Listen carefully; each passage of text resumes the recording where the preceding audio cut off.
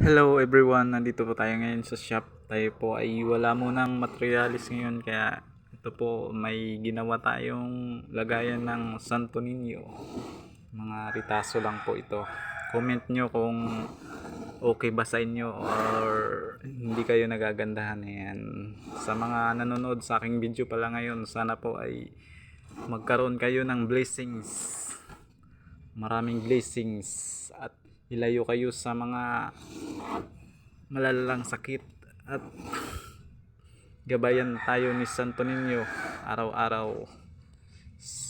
Sa paglabas natin ng bahay, tayo po ay magdasal na palagi tayong gabayan at ingatan sa ating mga pupuntahan, sa ating mga destinasyon papunta sa trabaho. At sana po ay tanggalin niya po yung malalalang mga sakit at ilayo tayo sa mga kapahamakan. Maraming salamat. Pa-comment at pa-support na lang po ng aking munting YouTube. Salamat. God bless you all.